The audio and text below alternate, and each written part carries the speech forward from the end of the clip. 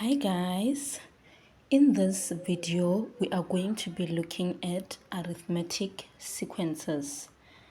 Arithmetic sequences are also known as linear sequences. We only start calling them arithmetic sequences in grade 12, but then from grade 10, grade 11 we've been calling them linear sequences. So you must not be confused by the term arithmetic. It is the same linear sequence that we've been dealing with from grade 10. Okay, so with arithmetic sequences, there are two things that you need to know. You need to know the general formula and you need to know the constant difference. Now, the general formula of an arithmetic sequence is given by Tn is equal to A plus n minus 1d. So in the general term, you will have to know what each variable stands for. Okay, so we have A there. The A there is the first term of the sequence, or T1. Term number 1 of the sequence, that's what we refer to as A. And then D, as I've already mentioned, it is the constant difference. We also have n over there, and the n there stands for the position of the term. I'll elaborate further when I do some examples. And then we also have Tn. Tn represents the nth term in the sequence. So if you know what each variable there stands for, then you're going somewhere with arithmetic sequences. So that is the general term or the general formula of an arithmetic sequence, right? So now we move on to the constant difference, which is represented by the letter D. Now the constant difference is what distinguishes arithmetic sequences from all the other sequences. We know that with quadratic we have a second constant difference. We know that with geometric we have a constant ratio, but then with arithmetic sequences we have a first constant difference. What does that mean? That means that if we take T2 and we minus T1, it is going to give us D. That is how we find the constant difference. Or we can also say T3 minus T2. That is the constant difference. Or we can say T4 minus T3. Or generally, we can just say Tn minus 1. And this is how we find the constant difference of an arithmetic sequence. So if you understand the general formula, if you understand the general form that all arithmetic sequences should take, and if you understand how to find D, then you already have an idea of what is happening with geometric sequences. So now to check whether we understood what arithmetic sequences are, let's try to do an example. So I have an example here. In this example, I'm given negative 15, negative 11, negative 7, and 173. That's the sequence that I'm given. And then the first question is this an arithmetic sequence? So they want to know what kind of a sequence this is.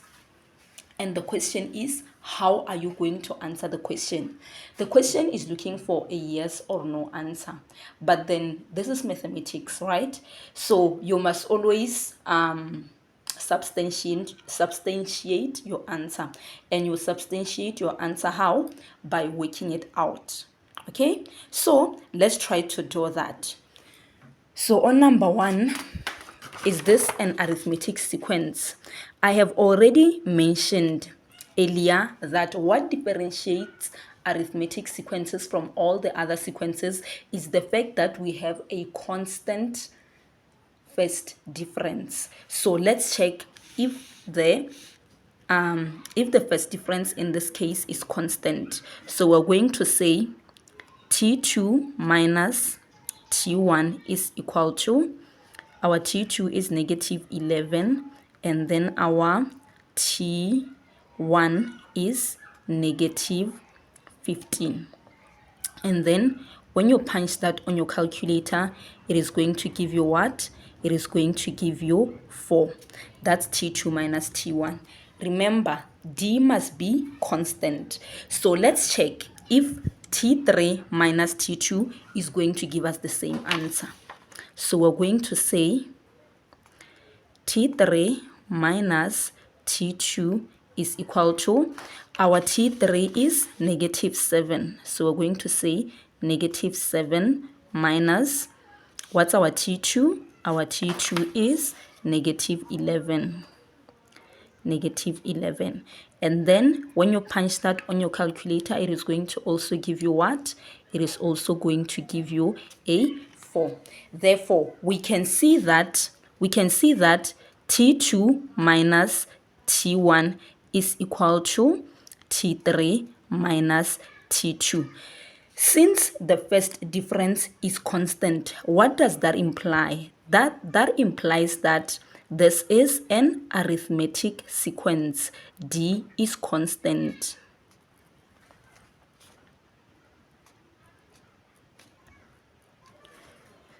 And that is how you do it.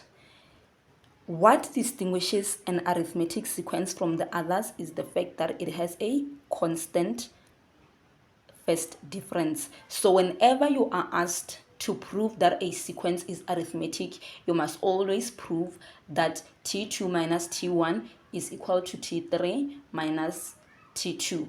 Or you can say T5 minus T4 is equal to T4 minus T3, depending on what you are given. Okay. Right, so let's move on to question number 2. In question number 2, they said, find the formula of the general term.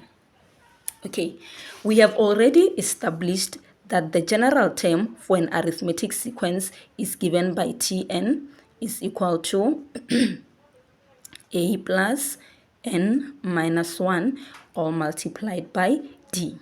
Okay, so in order for you to find the formula, you must find n, you must find a, and you must find d. Okay, with a, I explained that a is the first term of the sequence, which we are given here. And then with d we have already found it in the previous question. We found that it was 4. So what you're going to do here, you're just going to substitute. Okay, let's say a is equal to negative 15 and d is equal to 4. Then we're just going to substitute.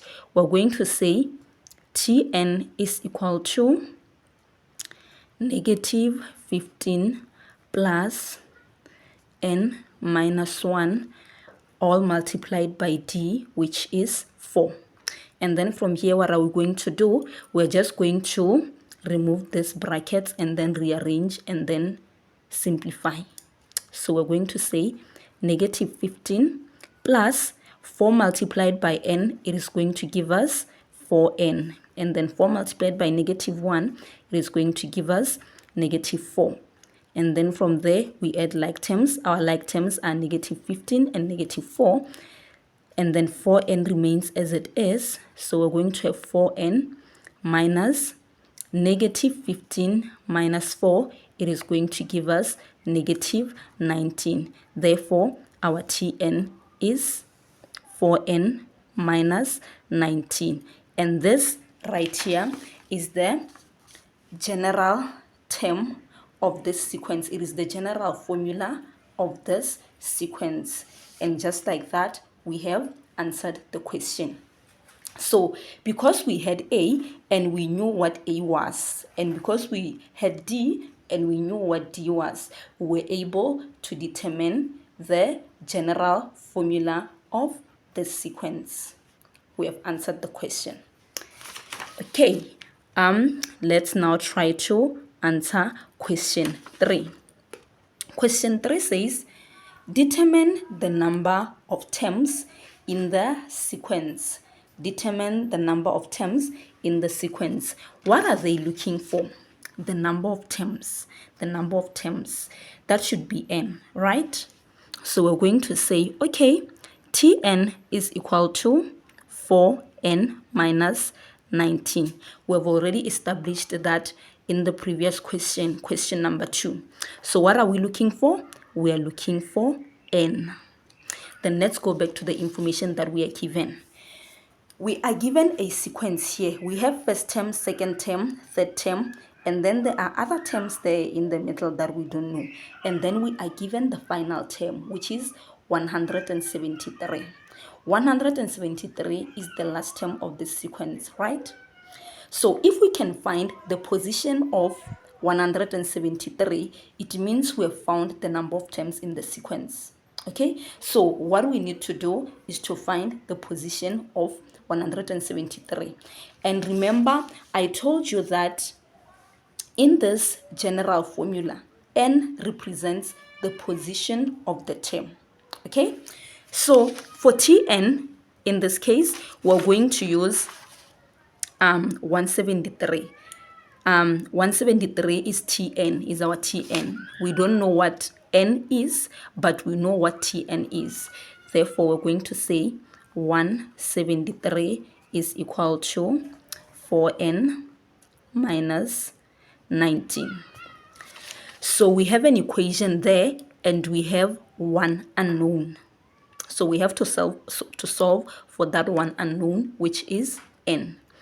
So what are we going to do? We're going to rearrange and then make n the subject of the formula so that we can solve for it. So we're going to say 173, we take negative 19 and bring it this side. It is going to be a plus. And then we're going to say it is equal to 4n, right? Okay, so 173 plus 19, it is going to give us what? 173 plus 19, it is going to give us 192, and this is equal to 4n. And then we divide both sides by 4. We divide both sides by 4, and then we're going to be left with what? We're going to be left with 96, and it is equal to n. Therefore, our n is equal to 96. And what does this tell us? Remember, the question said, determine the number of terms in the sequence. So what does this tell us? Since 173 is the last term of the sequence and it is on position 96, it means that this implies that there are 96 terms in this sequence.